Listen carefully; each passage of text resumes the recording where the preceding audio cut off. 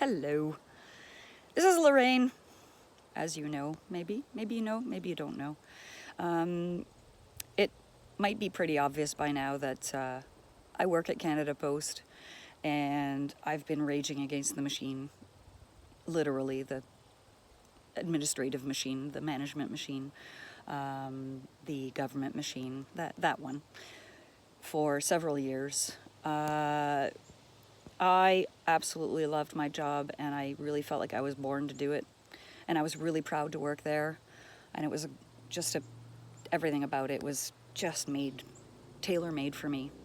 And a few years ago, they started changing things and changing things and changing things and changing things and changing things and dehumanizing and then dividing us, and then, divide and conquer, make it a less human and less nice place to work. And so I've been pretty angry about that. And at the same time as all that is going on, I'm preparing for this just amazing show with an incredible band, playing songs that I haven't played in over 20 years. And then trying to remember, like how I felt when I wrote those songs, or when when Mitch and I worked on those songs. And this song in particular that I'm going to tell you about reminds me a lot of my feeling towards what's happening at Canada Post.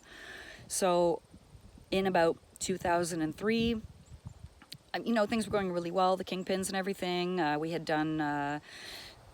had lastly done touring with the Plan of Action album, and we were touring Europe and everything, but slowly but surely I became the last survivor. I was the last one. I was never voted out of the Kingpins, basically, or I never voted myself out of the Kingpins.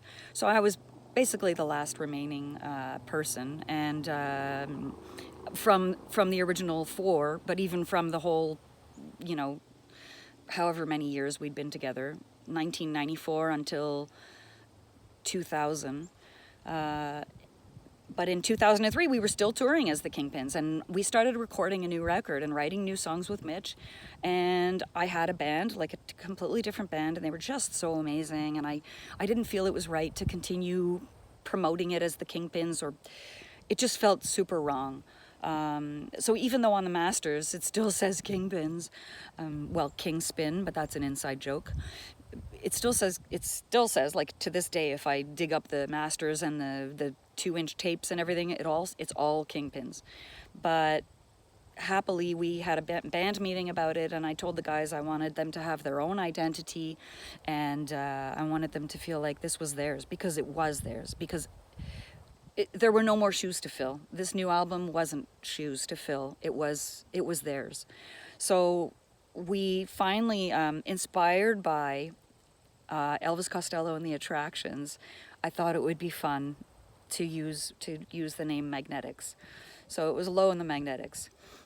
And while we were writing the album, I was really upset with everything that had happened in my career-wise musically, with vis-a-vis the music industry, vis-a-vis, charts and shows and opportunities and just kind of everything, and I think it's a normal feeling too, but it was a bit of a rage against that machine again. It was a bit of a rage against the corporate machine, and whether it was corporate or not, it was something that was in the way of not just me, but probably a lot of bands around me at the time too. So Top 5 is basically about the people that sit and make those decisions of who's going to get attention, who's going to get the opportunities, and what are the reasons behind this. Like it's not always the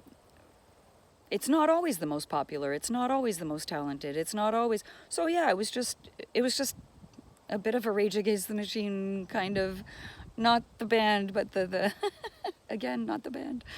But yeah, so it kind of makes me feel like I always had it in me to rage against things that aren't right, things that don't benefit the people, and things that don't benefit the people who are affected by the decisions being taken by the other people. The people in management at Canada Post, the people who sit in an office and decide who's going to be on the radio and who's not. So yeah, it's a little bit of that. Come and rage against the machine with me at Petit Campus. Enjoy.